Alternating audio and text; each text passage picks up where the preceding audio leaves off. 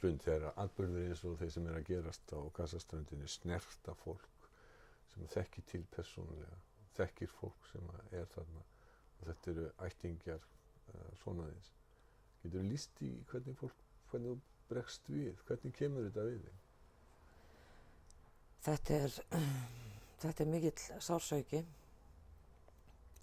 og og þótt þetta virðist órafjarri þá stendur þetta mjög nálægt okkur. Þetta eru afi og amma drengsins míns sem við höfum heimsótt á Gazasvæðið og hann hefur hitt margsinnis í Bandaríkjunum hjá föður sinum. Og svona vanmáttar tilfinning og reiði. Það er svona samblanda því. Og nú hafa hörmungar atburðir gerst í þessari fjölskyldu? Já, þeir hafa gerst. Í síðustu viku létust 2 frændur hans, 16 og 21 árs gamlir, út á götu. Mér skilst þeir hafa verið á leiðinni í skólann þar sem þeir ætlaði að leita skjóls ásamt fleira fólki en þeir sem sagt fjallu, þessi 2 ungu menn. Og vitið þið hvernig það bar að? Nei, við vitum ekki nánar það. En afi hans og amma? Afi hans og amma, þau flúðu úr húsinu sínu. Þau búa í norðurhluta Gazaborgar og höfðu einhverja fregnir af því að herinn væri að færa sig í þá átt. Og þau yfirgáfu heimili sitt og fengu inni hjá vandalausum. Og pabbi sona míns í stöðugu símsambandi við foreldra sína. Á 3 tíma fresti hringir hann í þau. Og konan sagði, sem sagt amman, að þetta væri hræðilegt að sitja í myrkri og þau hafa ekkert að drekka, ekki einu sinni með saltvatn. Og svo sagði hann að símtalinu oftast enduðu á því að hún veinaði ætlar enginn að hjálpa okkur, eru þið bara að horfa á. Og það er svakalega sárt að heyra þetta og upplifa þetta. Og búa svo í landi þessum ríkisstjórnin fordæmir ekki þessa slátrun á litlum börnum. Sem við horfum á þau limlaus og höfuðlaus í fréttunum og það er ekkert gert. Hvað myndir vilja að íslenska ríkisstjórnin gerði? Að þau myndi fordæma að sjálfsögðu þessi þjóðamorð.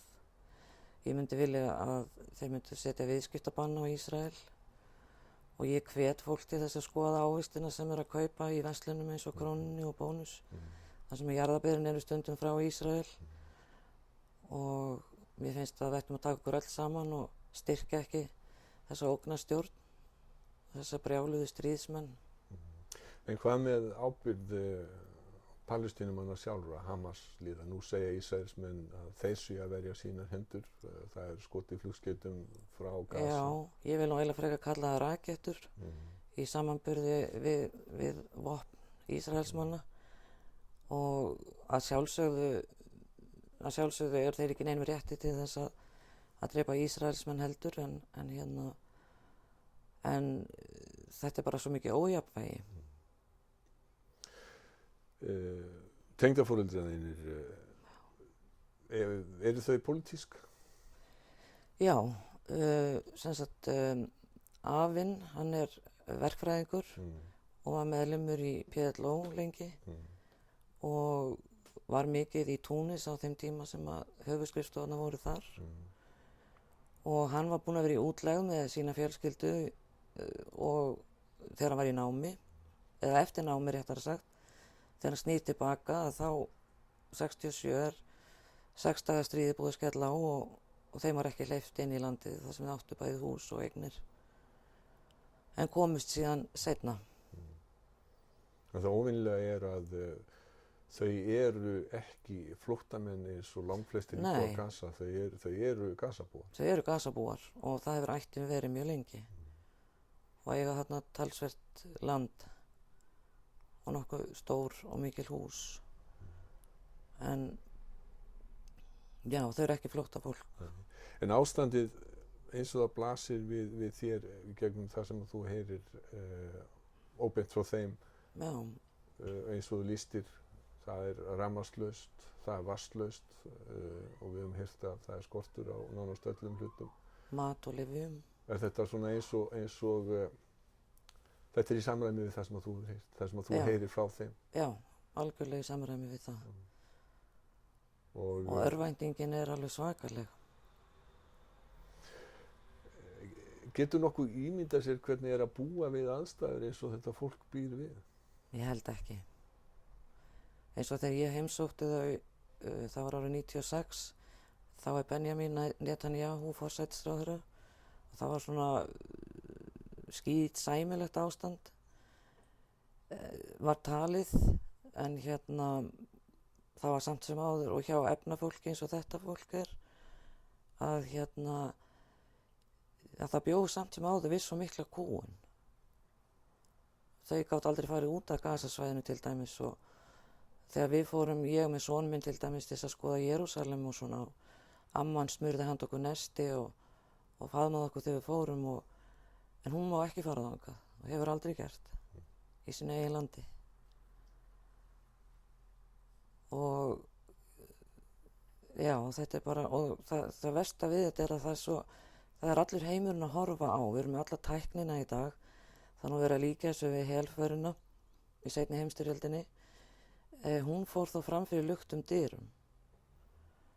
En við erum með allt opið núna, allt sýnilegt, en samt hjálpar enginn. Getur einhver gert eitthvað? Ég held að væri hægt með að stilla einhver leyti friða með alþjóðlegu friðargæsluliði. Þetta mætti allavega að byrja því að reyna það. En þá þurfa báðir aðilar að samþykkja? Já, akkurat. Og fram að þessu hefur hvorugur aðili að samþykkja? Já. Og það gildir Hamas og það gildir Ísraelsmenn? Já. Já, mér finnst allavega persónlega að þeir eiga að bakka alveg út af svæðum Palestínumanna. Annars vegar Gaza og hins vegar láta Vesturbakkann líka í friði. En nú Afi Alex, hann var fatamegin í PLO og þeir hafa orðið undir á Gazaströndinni. Hann hefur ekki sótt ofsóknum eins og margir aðrir fatamenn? Nei, hann hefur ekki gert það. Þannig að hann hefur sloppið? Já, hann hefur sloppið við það. Já. Og haldið sinni vinnu og annað? Já, alveg sko. Og þau eðlilega hafa engan áhuga á því að flytja þarna í burt því að þau eru frá Gaza? Nei, akkurat. Og þau eru bæði búin að öðlast ameríska ríkisborgararétt og er frjálst að flytja þangað, en þau vilja það ekki. Þetta er þeirra land og þarna vilja þau vera. Já. En hvaða tilfinningu hefur gagnvart í hvernig fólk á Gaza, almenningur, styður það Hamas? Já, ég held það.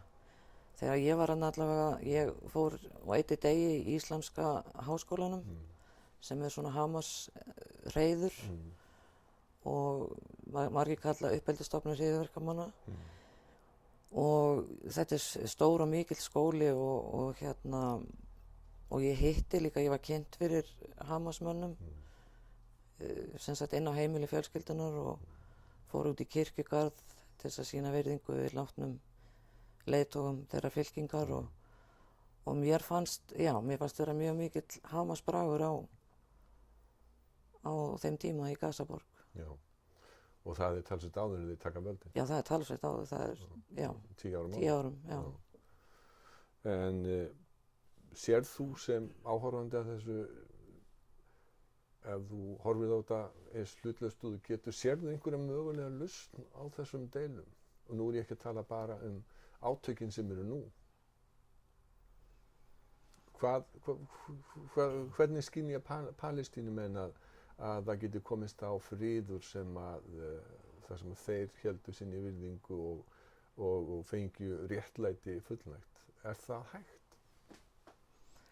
Ég efast það. Maður svona með kalt mat. Það virðist vera svo mikið hatur og mikið reiði sem ríkir hann á milli að þú veist, óska staðan væri náttúrulega þessar tvær þjóðir gætu búið saman í þessu landi. En ég get ekki séð það fyrir mig hvernig það ætti að vera hægt. Og sérstaklega ekki, þú veist, þegar að fólkinu haldi svona inni og það býr við stöðuga kúgun og það ríkir ekkert jafnræði og svo náttúrulega Bandaríkjastjórn sem náttúrulega styður Ísraelsmenn og hefur alltaf gert. Það við of stór öfl að etja til þess að held ég að friður geti nokkuð tímann komist á.